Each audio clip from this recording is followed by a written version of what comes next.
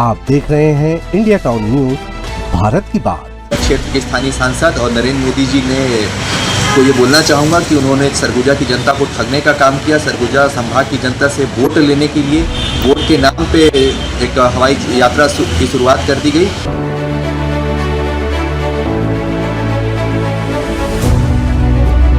छत्तीसगढ़ में क्षेत्रीय हवाई कनेक्टिविटी को बढ़ावा देने की महत्वाकांक्षी योजना को करारा झटका लगा है।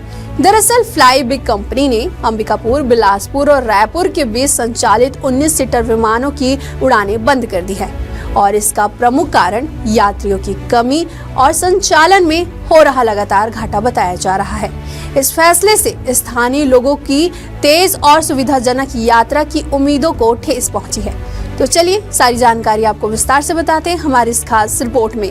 नमस्कार, स्वागत है आपका इंडिया टाउन न्यूज में और मैं हूं आपके साथ रंजना राज।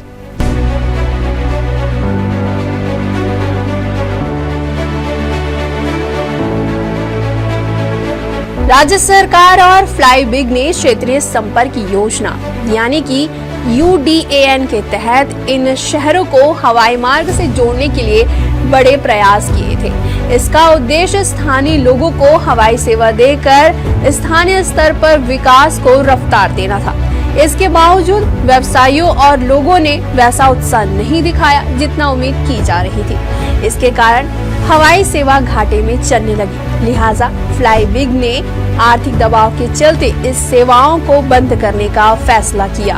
आपको बता दें कि इससे पहले जगदलपुर रायपुर रूट भी पहले हो चुका है प्रभावित। यह पहला मौका नहीं है जब छत्तीसगढ़ में हवाई सेवाएं बंद हुई है। इससे पहले जगदलपुर रायपुर मार्ग पर भी 2 एयरलाइनों ने यात्री भार की कमी के कारण अपनी उड़ानें बंद कर दी थी। कम बुकिंग और उच्च संचालन लागत ने कंपनियों को यह कठोर कदम उठाने के लिए मजबूर किया। वहीं इंडिया टाउन न्यूज के संवाददाता पंकज शुक्ला ने इस मुद्दे को लेकर कांग्रेस प्रदेश महामंत्री विष्णु सिंह देव से खास बातचीत की। अंबिकापुर के महामाया दरिमा एयरपोर्ट में 19 सीटर विमान जो कि दिसंबर माह में प्रधानमंत्री नरेंद्र मोदी के द्वारा जो है 19 सीटर विमान चालू किया गया था। वहीं 1.5 महीने से पिछले अब उसको फ्लाई बिग कंपनी के द्वारा बंद कर दिया गया है और बंद करने का रीजन भी बताया गया है कि मौसम खराब होने का हवाला देकर ये हवाई सेवा बंद कर दिया गया। जब छत्तीसगढ़ के दूरांचल सरगुजा में विमान की शुरुआत की गई थी तो पूरे संभाग में खुशी की लहर थी। यहाँ से यात्रियों को अनेक जगहों पर बाहर जाना पड़ता है, कई बार इलाज के लिए जाना होता है, कई बार व्यापारिक कामों से जाना होता है। लेकिन आज अचानक से खबर आता है कि अंबिकापुर में विमान को सेवा को स्थायी रूप से बंद कर दी जाती है। आगामी आदेश तक बंद कर दी जाती है। अब ये दोबारा कब शुरू करेंगे पता नहीं, लेकिन मैं इस बंदी को ये मानता हूँ कि मैनेजमेंट कमी मानता हूँ।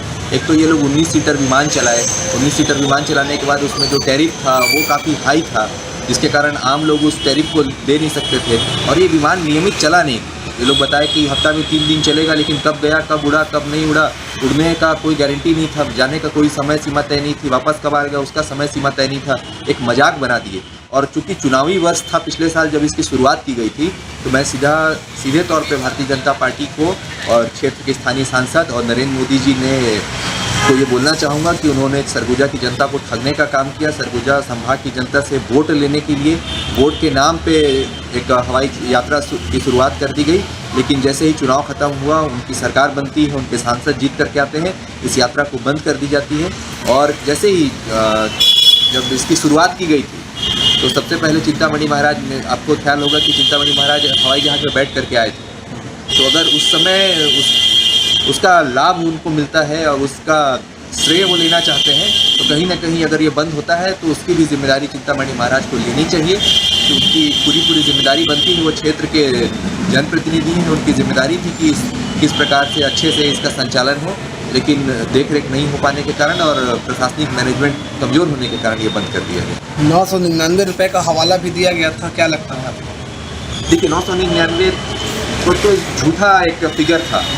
कई बार हम देखते हैं कि 5,000, 10,000, 12,000 रुपये तक की टिकटें होती थी, जो कि असंभव है यहाँ के लोग दे पाएंगे उतना, और लॉजिकल भी नहीं है यहाँ से लेकर के रायपुर तक के लिए एक 12,000, 15,000 की टिकट करा पाना किसी के लिए। और जैसा कि 19 सीटर विमान में 15 सीटर ही मात्र बुक किए जाते हैं और 4 सीटर रिक्त कर दिए जाते हैं, उसके पीछे क्या बताएंगे आप? कुछ लॉजिक इन लोगों का, कंपनी का कुछ लॉजिक रहता होगा, वो तो अपने समझ से परे है। 19 सीटर थे, उसमें भी 14 या 15 सीटर की ही टिकट ये लोग काटते थे।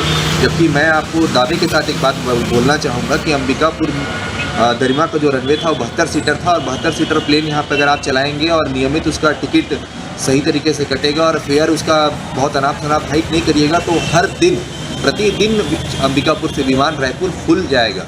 इतने यात्री हमारे संभाग से यात्रा कर रहे हैं। अगर उसका किराया 2000-2500 रुपये तक होता है तो प्रतिदिन फुल जाएगा 72 सीटर विमान। जैसा कि अभी आपने देखा कि बताया गया कि आगामी चुनाव को देखते हुए विमान सेवा चालू किया गया था, और वहीं अब जो है फ्लाईबिग कंपनी के द्वारा जो है मौसम का हवाला देकर जो है हवाई सेवा बंद कर दिया गया है, और चालू करने का अभी तक कोई शेड्यूल भी नहीं आया है। अब पता नहीं कब चालू होगा। बहरहाल आगे देखने वाली बात होगी कि अब अंबिकापुर लोगों का सपना कब साकार होगा। मैं Pankaj Shukla, India town news. UDAN योजना की चुनौतियां हुई उजागर।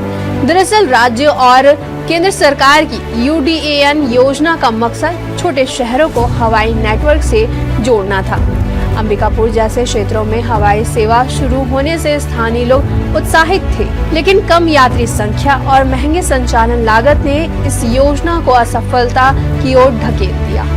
अब स्थानीय लोग एक बार फिर सड़क और रेल मार्ग पर निर्भर होंगे, जो समय और सुविधा के लिहाज से ही सीमित है। सेवाओं के बंद होने से निराशा तो हुई है, लेकिन स्थानीय प्रशासन और राज्य सरकार इस दिशा में नया विकल्प तलाश रही है।